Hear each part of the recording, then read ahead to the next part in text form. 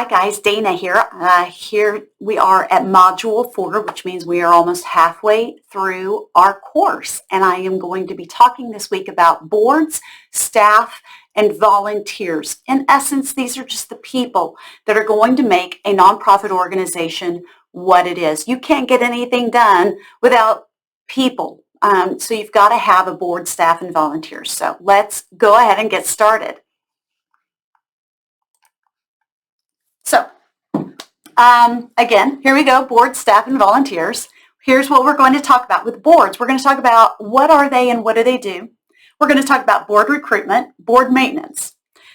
Then with staff, we're going to talk about identifying who is needed, recruiting and maintaining good staff. Volunteers, we're going to talk also about how they are considered unpaid staff, about how to recruit them, and how to keep them happy, because it's obviously unpaid staff are pretty important. So let's get started. The first thing I want to talk with you about, and I think I have shared this with you before, this is the hierarchy of nonprofit needs. If you've ever taken a psychology class or sometimes it's a lot of different classes, you'll see there's a hierarchy of needs called Maslow's hierarchy of needs, and it starts with food and water and clothing, basic needs, and then it goes up to security, and it goes all the way up until you are self-eventualized, or self-actualized. Well, this is somewhat similar. This is something I came up with about nonprofit boards. And the same thing with the Maslow's hierarchy of needs. You can't really move to the next level unless the level below is met. And it's the same thing with nonprofit organizations. At the very top of this pyramid is the vision. It's the change, because you remember what that is, right? The change that the organization wants to make in the world. Below that, at the pinnacle of the pyramid, is the mission, which is the way that they're going to achieve their vision. However, the mission is never going to get met if they don't have effective outcomes from their program. So you can have a program, you can't have outcomes unless you have a program, right? You can't have a mission unless you have outcomes. So it all builds on each other. At the very base is governance and strategic planning, which is really part of governance, but people tend to forget that. So governance is at the very bottom. It is what makes the pyramid stable. I know a lot of organizations that focus on making the mission the basis of everything that they do, and they kind of let everything else go. It's like, well, our mission is just what's so important. Everything is about our mission. Everything is about our mission. Well, imagine if you turned this pyramid where it was standing on the point instead of on the base. It would be very wobbly and it would fall over very, very quickly. And that's what happens with these organizations that don't focus on making governance and strategic planning the biggest priority. Because once you do that, then you build on that through organizational best practices, and then your staff and your volunteers, then partners and public relations, fundraising, programs, outcomes, mission, and vision. And if priority is given in this order, an organization will almost always be successful. So in order to have an authentic board of directors, you've got to have folks who are the right people with the diverse skills and experiences, using best practices, with a shared strategy and a steadfast dedication for the mission and vision. Guys, really, I get it. This seems super duper simple, right? The right people with the right skills, with right practices, with a good strategy, and who are dedicated. It's really hard to find a board that fits all of these. Now, I do know some that do, but it is very intentional. If you just set about putting together a board of directors haphazardly and don't think about what it takes to put together a good board, you will not have a board that is authentic and is moving the organization forward. So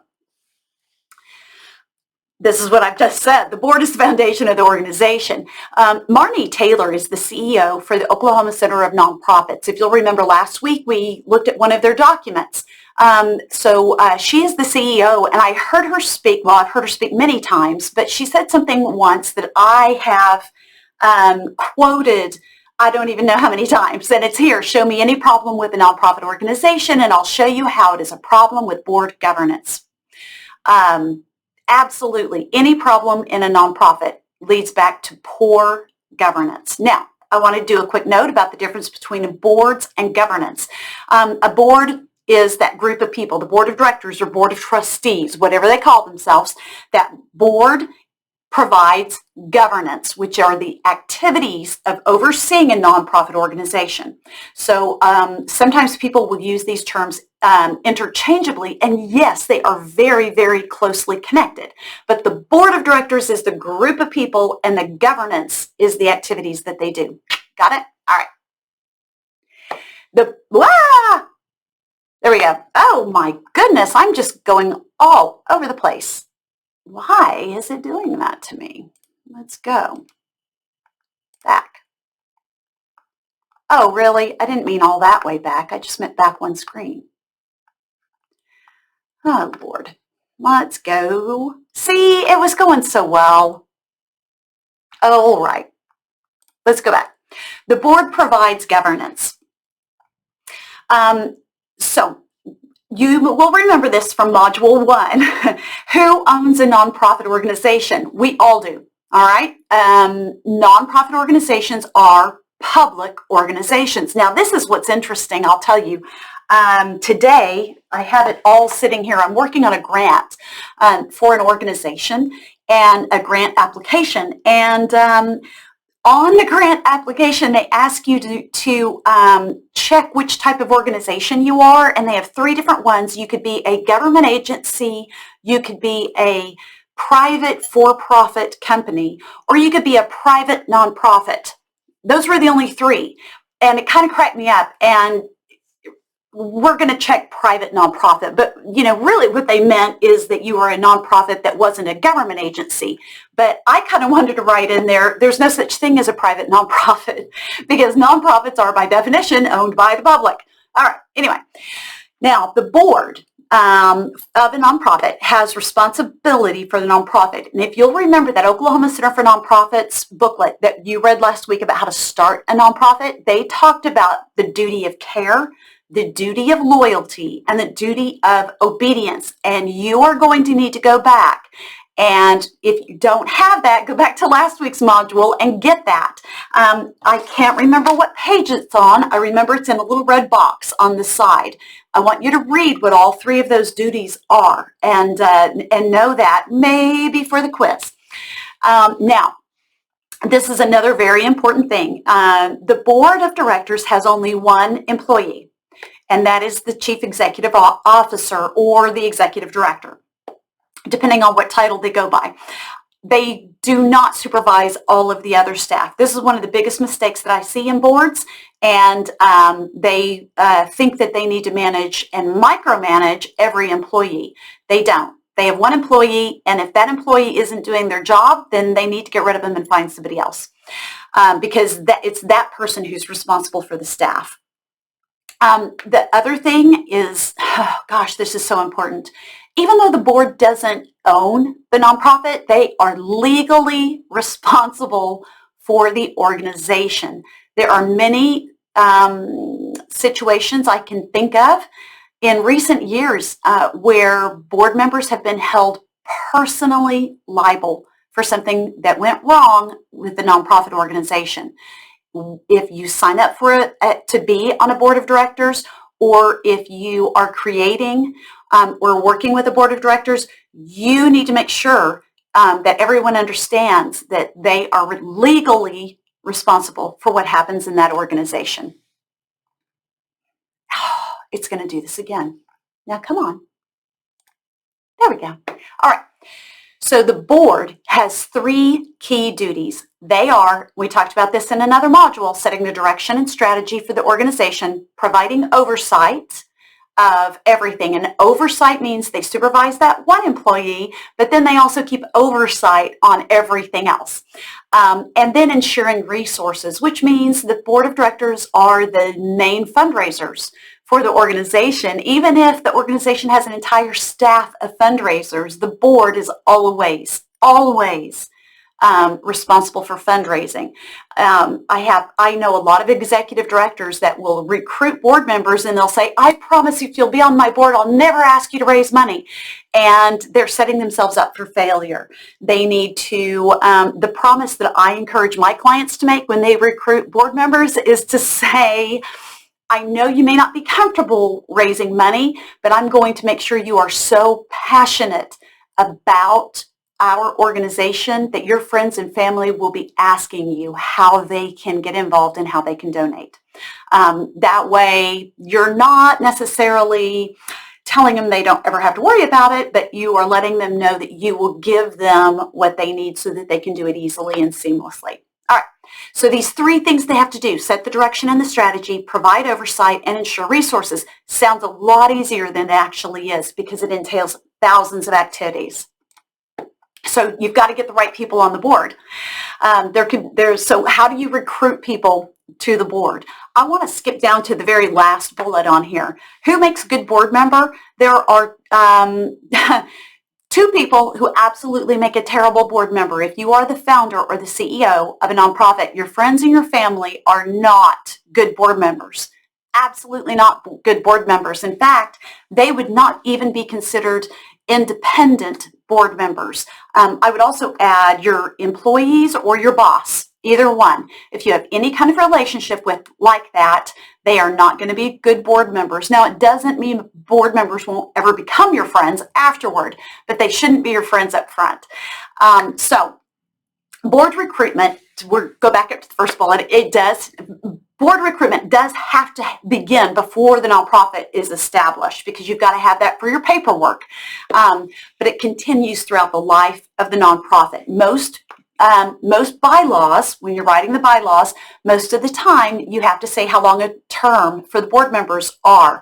My recommendation is that board members be allowed to have 2 terms that are each 3 years. So a board member can't ever be more than 6 years on the board.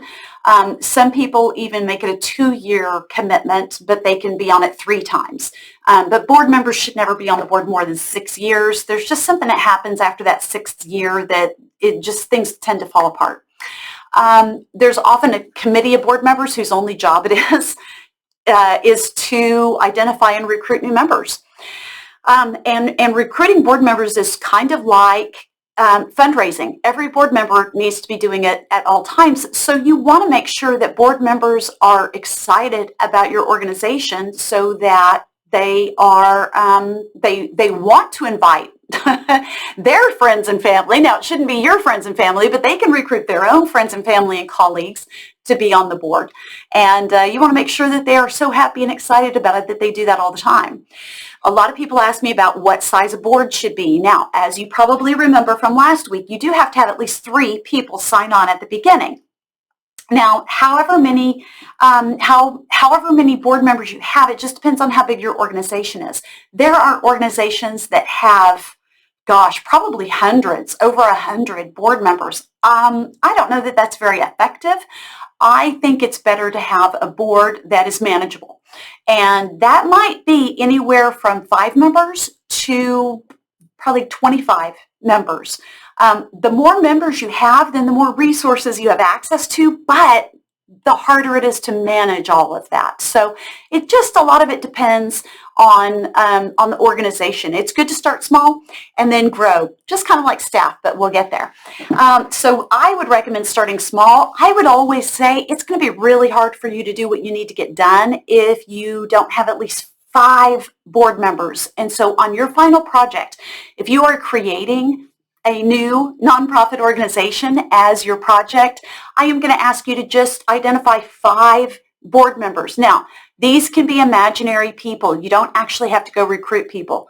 I'm going to just imagine that you have access to all the people that you need, because why not do it right? All right. Then we talked about who makes a good but the one thing I want to make sure that I say on this is it's always good to have an odd number of board members. Why is that? So that you don't ever have a tie. If people are voting, it'll be easy for you to have a majority one way or the other. And then who makes a good board member? Like I said, not your family and friends. I have also attached a board matrix, and I am going to have you take a look at that, and that's going to be part of your assignment, is making sure that you've got a wide range of people. Now, when you look at that board matrix, there are all kinds of skills.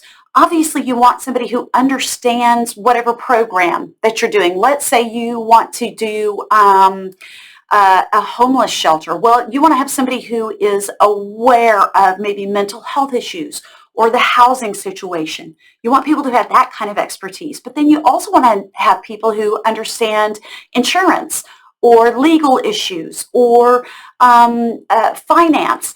There are all kinds of skill sets that you are going to want to recruit people who have those, because that will benefit the organization.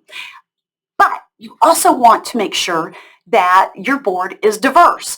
And by diversity, I don't mean that you just want to have that token LGBTQ person or the token African American person or Latino person.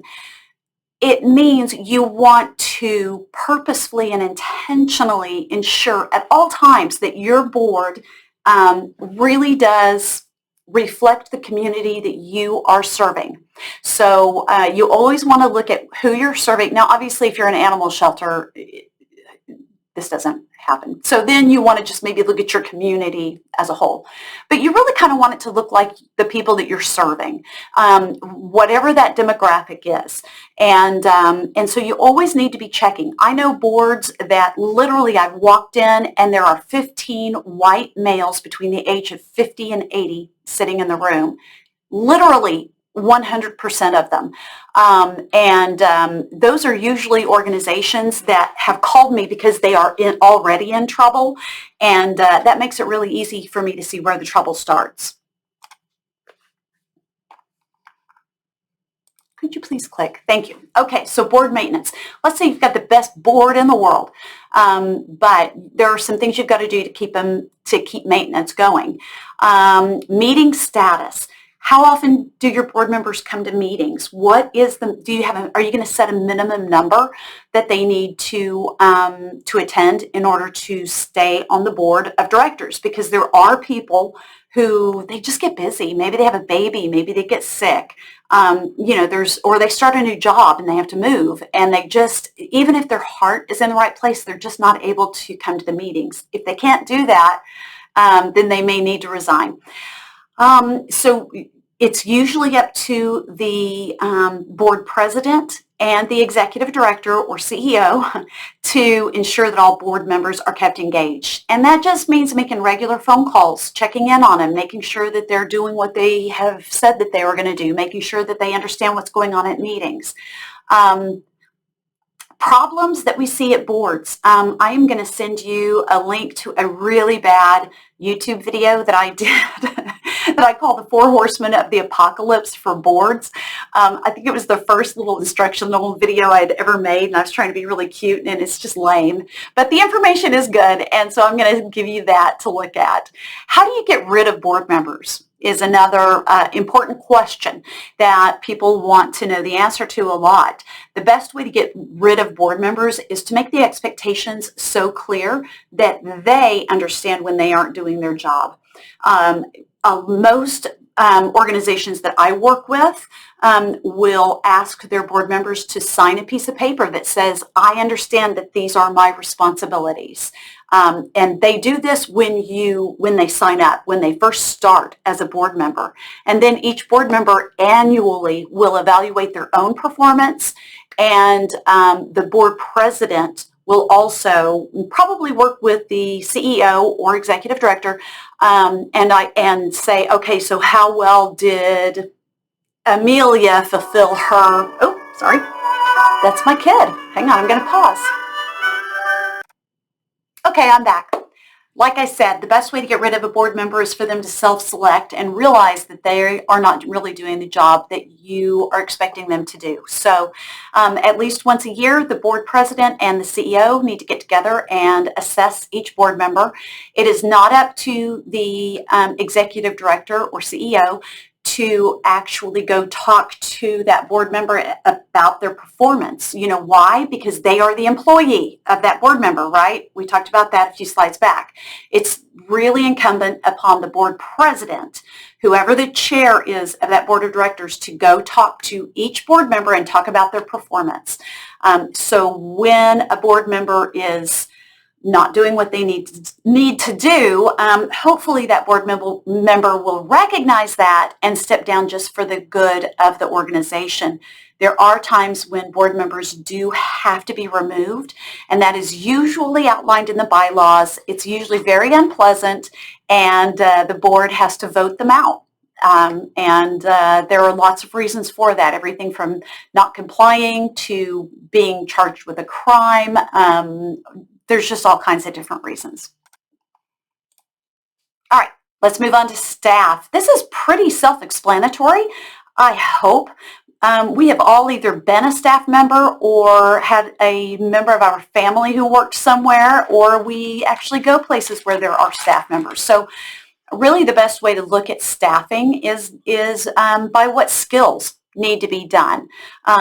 Typically in a nonprofit organization, this is going to be broken into two different areas. There's administrative things, and then there are programmatic things that need to get done. So under the administrative, there needs to be supervision of staff. Usually that's the CEO or executive director. Program development and assessment, volunteer coordination, finances, fundraising, maintenance of the building and the equipment. Then under programming, you want to have program development, program delivery, program assessment. This could be everything from 1 or 2 employees doing all of these different things to 1,000 employees doing these different things. Just depends on the size and complexity of the organization. It's very seldom that you're going to find 1 or even 2 or 3 people who could handle all of these different tasks. Now, sometimes you find a unicorn who can do everything, but normally you just need to think about what tasks and what skills need to be done, and then find the people who have those skills and who are committed to your mission and can get things done. Now, there are other elements of having staff: recruiting, hiring, onboarding, motivating, measuring their performance, and releasing them, firing them. That would be a whole other class or series of classes, or even a master's degree in all of those different things. We're not going to cover them, just know they exist. Volunteers. The most important thing is volunteers should be considered unpaid staff. Most organizations will calculate how many volunteer hours have been dedicated to their organization, and there's even a way, I think the government even gives you a standard for measuring the value of that. So they'll say every volunteer hour is worth $5 or whatever it is. So you can even calculate that as a gift to the organization. And you do have to report your number of volunteers that year on your tax form every single year. So recruiting volunteers, this is very important, is that all members of your staff, your board, and those volunteers, they need to be constantly seeking new volunteers. So that means that the organization is responsible for training all of those people, meaning training all the staff, the board, and the volunteers on how to get more volunteers. So it's nice to maybe have a brochure or a website or something that people can show somebody and say, oh my gosh, this is a great organization. You should come work here. It would be so much fun. Come on Saturday. We'll do all these things. Here's the opportunities. Call so-and-so. He's the volunteer coordinator. He's so cool. You'll love him. Everyone needs to know how to do that in order to recruit those volunteers. Training volunteers is obviously very important as well. They need to know what it is that you need them to do. Now, the bottom one is something there are books and websites and consultants and programs that will help you learn to make your volunteers feel appreciated. Research, however, has shown that what volunteers actually want, more than gift certificates or public accolades or being invited to a dinner or whatever it is that people think volunteers want, really what volunteers want is they want to understand what it is that you need them to do, and they need to feel like what you've asked them to do is worthwhile to the organization. So my daughter and I volunteer. My daughter is here watching me. She's probably making faces at me. And she and I have volunteered for a lot of different organizations. And there have been some that we've gone to where we walk in to volunteer for oh, she's going to join me. Oh, we have a guest. This is my daughter, Catherine. She's a senior in high school. Oh, and I just pulled her hair out. So tell me what it's like when we go volunteer for that one pet place. It's very unorganized, and there isn't a list of what volunteers are supposed to do, or they don't really tell us what we're supposed to do. They're just like, help out and then get mad when we don't do what they want us to do. Basically. Yeah, because they're kind of weird. Yeah. But the puppies are cute. Puppies are very cute. The puppies make it worth it. Okay, thank you, Catherine. Yeah. So the number one thing that volunteers really want is they want to know what they're supposed to do, and they want to know that it's important to the organization. So if you go in and you just have volunteers shredding papers all day, that's not a whole lot of fun. But if you have them doing something that's worthwhile, they know what to do, because we've also worked at the food bank, which is great, because they say, go in here, pack these boxes, here's how to do it. These boxes of food are going to go to families who would not otherwise have a meal. Okay, that's easy. We go and spend 4 hours. It's like a no-brainer. It's wonderful. All right, so I'm going to take you back to this pyramid that we've looked at, because we talked about board staff and volunteers. Next week, we're going to be talking about equity, diversity, and inclusion, or now I'm saying it, I've always done EDI, and now everybody is saying diversity, equity, and inclusion. So I'm going to have to change the way I do that. What I want to really drive home to you is that is not an afterthought. Everything that you do in the organization, equity, diversity, and inclusion is not just something you plug in here and there. It's something you have to do intentionally throughout the organization at all times, especially today. I think in the old days it was easier to marginalize populations, and I think that didn't work out so well. And fortunately now we know better. And so we have to be intentional about breaking a lot of those habits that our society has had.